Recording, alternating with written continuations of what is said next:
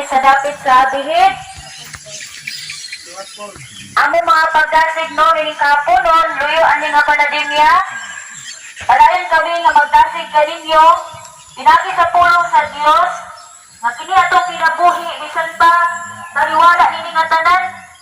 Ada nagyapon kita ipaglaom.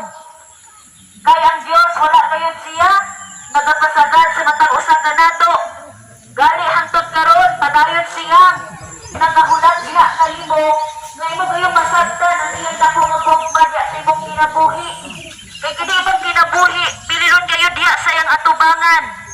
Gali nagaingon ang pulong sa Dios nga ang Dios nagatan-aw ini sa tibuok kalibutan ug nagasusi sa matag usa ka nato. Kung ano na may usa ka nato nga nangita ngadto kaniya ug totoo ngadto kaniya. Kay bisan pag ano na kita'y nabatunan karon ng kusog kinabuhi bahandi o sa bisan unsa pa nga posisyon na ato nabatunan karon sa kalibutan apan kung wala kayo Dios na magkumot karon sa imong kinabuhi wala gapong kita'y paglaom.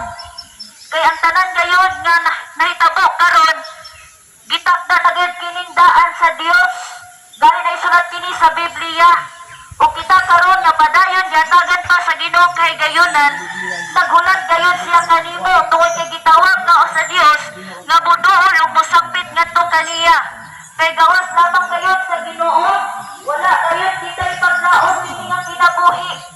Dili na nato matag na ang usa pang maabot ug mudangat pa dinhi sa kalibutan apan adunay Dios nga nagasaad gayon kanimo nga magahatag gayon kanimo og kasiguruduhan sa imong kaluwasan sa imong paglaom ug sa imong padayon nga kinabuhi din iya gayon kining padayon gitinguha nga matuman gayon ang plano nga tuyoan sa Dios sa imong kinabuhi kay wala kayo kita nataw sa kalibutan sa walay kapuslanan. Aduna kayo'y katuyuan ang Diyos alam kanimo nga hangtod karon aduna pa kay kinabuhi o gininhawa.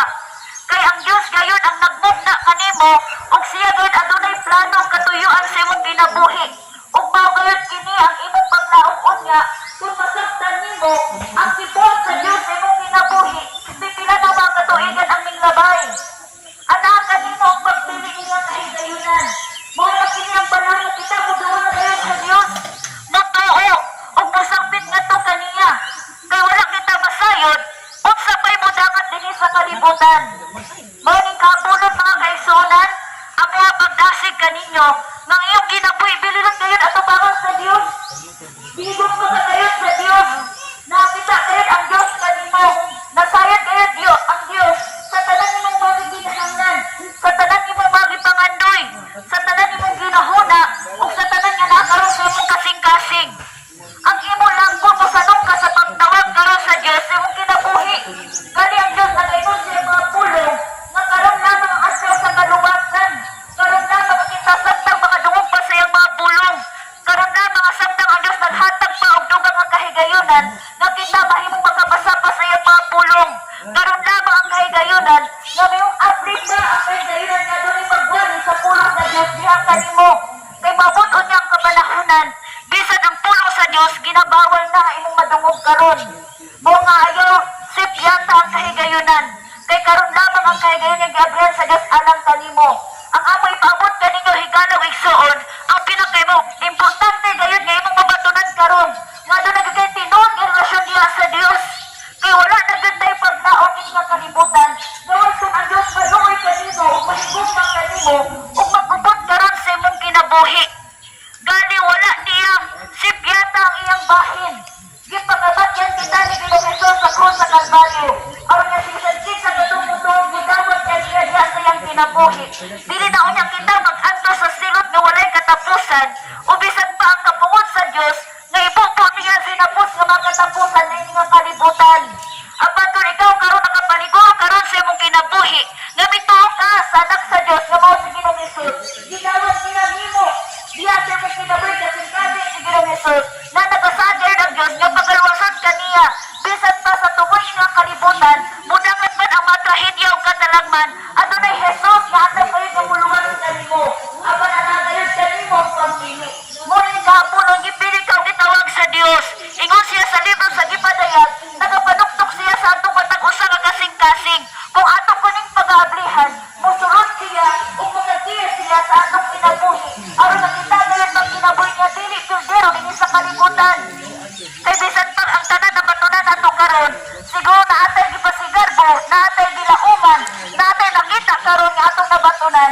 Apan kung walay Dios, nga tinuod kayo nga magpupod karon sa imong kinabuhi, na walay kapugdanan ang tanan imong nabatunan. Igalaw gituod, adunay gituod nga anda mo luwas ka nimo. Gipili o gitawag ka sa Dios, ibilon kayo sa Dios ang imong kinabuhi. Nagpadayon siya ng tinguha. Ikaw karon mo dool o putuong kaniya. Kay mo kinahinda mga dunyano buhi pagkakaroon niya kapanahunan. Ikaw na isod adunay Dios nga nagtawag kanimo. Una na tong buhaton ang paday nga mo dool sa Dios pinaagi sa pagpapayong pasaylo. Tungod sa sadanan mo nalayo kita sa relasyon sa Dios. Nakabaton kita o padayon nga kahigayonan nga kita mahinugman sa silot nga walay katapusan. Tungod kay wala kita nahimo nabalik o narikonsar pagbalik ang atong marelasyon ngadto sa Dios. Kung pinaagi lamang ni Ginoong Hesus nga nagpakamatay ngadto sa krus, mura na may makahimo kanimo sa pagduktong ngadto pagbalik sa atong Dios ngadto sa langit. Mo pipili ka sa Dios o gitawag sa Dios nga mohimo sa imong bayad sa paghinusod. Tungod kay ang Dios andam gayud sa pagpasaylo kanimo. Bisan unsa pa kadako imong masala, ang Dios andam gayud nga magpasaylo kanimo. Na maghidlo kanimo kay Dios siya nga maluluyon. Dios siya nga matarong. Wala siya nagtanaw sa imong kapakyasan. Wala siya nagtanaw sa imong mga pagkulang. Ang imitan na po ikaw mutong mudol kaniya. Ug mosanong siyang tawag sa panghinusol. Higalaw igsuon mo na kini ang kapanahunan. Dili na nato sayangan ang panahon karon. Tungod kay ang Dios wala siya nagkulang kayo sa paghatag o kahigayunan kanimo. Kani yung mga pulong nagapahimangto ka nato. Nga karon lang din ang panahon nga kita makahimo pa sa pagsangpit kaniya. Nga kita makaduol ngadto kaniya. O pinagi sa imong pagsanaw sa pagpangayong pasaylo. Ang Dios gayon mo doon sa imong kinabuhi. Pasayloan ka sa Dios. O giyahan ka sa Dios. O makabaton ka sa maong nga kapasayloan. Igalaw igsoon, mahal ka gayon sa Dios. Wala siya nangandoy nga imong kinabuhi, walay kapuslanan dinhi sa kalibutan. Umusang ko ka nga sa silot nga walay natapusan. Kay bisan pag usaon na to pagpangintamo dinhi sa kalibutan. Apan kung walay Dios nga mopasaylo sa atong masala, walay Dios nga mukupot sa atong mga kinabuhi.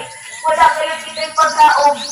Kung unsa man kasakit ang atong mapag-antos dinhi, nga naaduna pa'y imperno unya nga atong sangputan sa panahon na kita dili mapasaylo sa Dios. Busa nagapanuktok siya sa imong kasing-kasing karon. Busa nagapanawag ang Dios sa imong kinabuhi karon. Sa dungi ang tawag sa Dios. Mangayo kita og pasaylo sa atong masala. Mutalikod kita sa salaw mudul na ngadto sa Ginoo.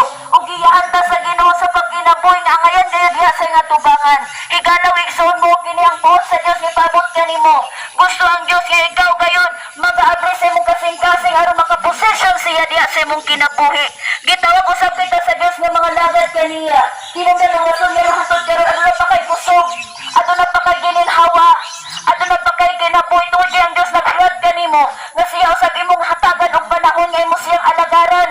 Ingon ang Isaiah 43:21, gibuhat ko ang tao sama sa akong dagway aron unta mubutya og mga pagdainganhi kanako.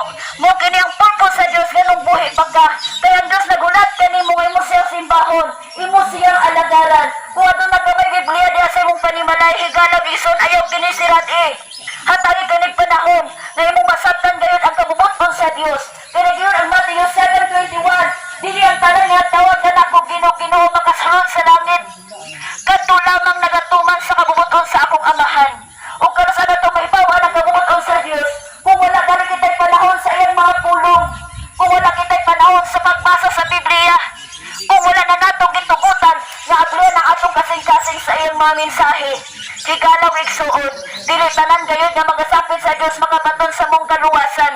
Kay kung wala kitay tinuod na pagsunod sa kabuton sa Dios, nang dili kita ilhon sa Dios nga iyang mga katawhan. Mga Dios nangandoy siya nga mosanong ka sa pagpangalagad tungod kay mo kinahinggan ng rason nga nung buhi kita nini nga kalibutan. Nagayon-gayon ang pulong sa Ginoo. Pinagkadako gayud nga trahedya sa tao sa kinabuhi. Nga mamatay gayud siya nini nga kalibutan nga wala natuman ang katuyuan sa Dios sa iyang kinabuhi. Mahal ka sa Dios. Ang imong kinabuhi ginisenyo sa Ginoo. Alang kaniyang para gayud kaniya. Apan anak kanimo ang pagpili nining hatanan.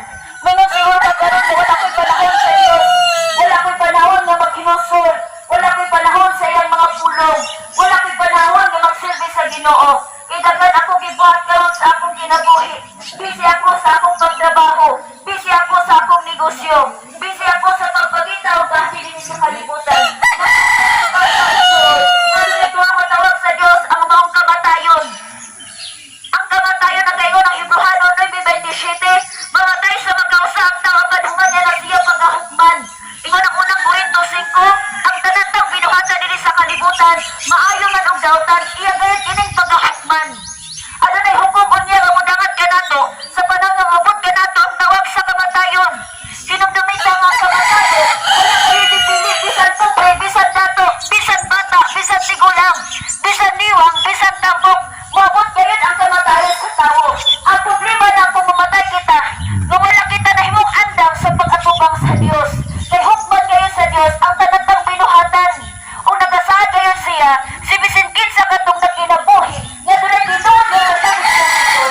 Hilaw niya pagkasilutan sa kamatayon nga mong imperno. Apan moabot unya siya sa dapit sa gingharian sa langit, nga mong giyang kiandam sa Dios alang kanimo. Gibog na sa Dios ang langit para kanimo o kanako. O gibog na sa Dios ang imperno para unta ni Satanas o sa mga demonyo. Apan wala sa timuha ang Dios nga ikaw bayot na imperno. Dali dugo ni Ginoong Hesus ang ibayad kanimo aron lang ka makabaton kayon sa bawat paglaom. Gigugma ka sa Dios o bililon ka sa Dios. Wala siya magtingwa nga ikaw gayud na imperno. Wala kayo siya nanganday nga ikaw madangat gayud sa kalaglagan. Bililon gayud ang imong kinabuhi. Busayo sa iyang kahigayunan. Nga doon Hesus gayon nga nagpamamatay na alang kanimo. Umana na niya ibayad ang talan. Umana na buhat ang talan. Aron ikaw kung karon makabaton gayud sa kaluwasan. Kay bisan pag adunay manghatag ka natong bisan unsa nga mamateryo ning mga butang bahandi man. Nan kung wala kita'y tinuod nga relasyon, wala kita'y paglamon niya, kumudangat ka nato ang kamatayon. Mao padayon ang Dios nangita gayon og kahigayunan nga ikaw samtang buhi pa, samtang aduna pa kay kusog, samtang ikaw makadungog pa, samtang ikaw makahimong pa sa paghinusol, samtang ikaw makahimong pa sa pagpangalagas sa Dios. Buhatag ka na imong bahin higalawig soon. Kay mao kini ang katuyon sa Dios nganong buhi pa ka karon. Mahal ka gayon sa Dios. Nangandoy gayon siya sa imong kinabuhi. Andam gayon ang Dios sa pagluwas kanimo. Muhining kapuran ako kamong gidapit sa tanan nga nakabati nining mensahe sa Ginoo. Kung pilinan alam kanimo imong kinabuhi, naipaniguro karon nga maluwas ka. Naipaniguro karon nga dunay relasyon ni Ginoong Hesus. Kung pilinan kanimo alam kanimo imong kinabuhi, naipaniguro karon nga ang Dios ana gayon sa imong kinabuhi.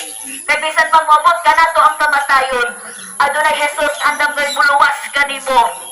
Gipil din na ni Ginoong Hesus ang kalalas sa kamatayon. O gihatagan na kita karon sa kinabuhi nga walay katapusan. Mao kini atong paglaom higalaw igsuon. Mao nini ang kahaponon, nini nga orasa, kung usa ka nga nagtingwa sa imong kaluwasan, ipaniguro karon nga doon na kay tinuod nga relasyon ni Ginoong Hesus. Dawata siya sa imong kinabuhi. Tuuhi gayud ang iyang mga pulong. Kay kung gawas gayud sa Dios, gawas gayud ni Ginoong Hesus, wala gayud kita'y paglaom. Bisan pang mabot kita 100 years kini sa kalibutan. Apan kung walay Hesus, nga maluoy ka nato, magluwas ka nato, wala gihapoy kapuslanan ang atong kinabuhi. Muna madaya ang mga pagdasig, igalaw igsuon, na adunay Dios nga nagplano sa imong kinabuhi. Adunay Dios nga nag-andam og kinabuhi nga puno gayud sa paglaom. Adunay kagayoy kinabuhi nga walay katapusan. Busa ipaniguro karon nga samtang ikaw anapa kini nga kalibutan. Ipaniguro nga doon na karelasyon ni Ginoong Hesus. O atong padayon nga buhaton atong bahin. Musadong kita sa tawag sa paghinusol. Atong dawaton si Ginoong Hesus karon sa atong kasing-kasing. Atong pangalandungan ang pulong sa Ginoo. Kung aduna may mga tao nga buok, mushare sa pulong sa Ginoo. Na abliyang iyong panimalay, abliyang iyong kasing-kasing, abliyang iyong kinabuhi. Kaya ang tanan gayud, giandam na sa Dios. Alang kanimo, kung buot ka ang Dios, mo'y maghari sa imong kinabuhi, mag-iya karon sa imong kinabuhi, nang dawata siya karon. Sa tanan nga nakadungog, aning migapon, makahimo ka pa sa pagsabat, aning nga mupo lang ang mga pag-ampo. Musakpit kita sa Dios. Ato siyang dawaton karon sa atong kinabuhi. Sa tanan nga nakabati o nakadungog, amo kamo gawhag, pwede ba kamo usapan alimubo lang tayo ng pag-ampo. Diha lang sa hinay nimo kung asa ka karon nga dapit, pwede kang magkasabat ani nga mga pag-ampo. Ginoong Hesus, bugtong anak sa Dios, aniya ako, akong giangkon, na ako magkasasala, o nagkinahanglan, o tinuod, na mapasaylo sa akong mga sala. Kay dili gayon, ako makaluwas sa akong kaugalingon. Ginong Hesus, sumulod ka sa akong kasing-kasing. Harii ang akong kinabuhi. Ako kang gidawat.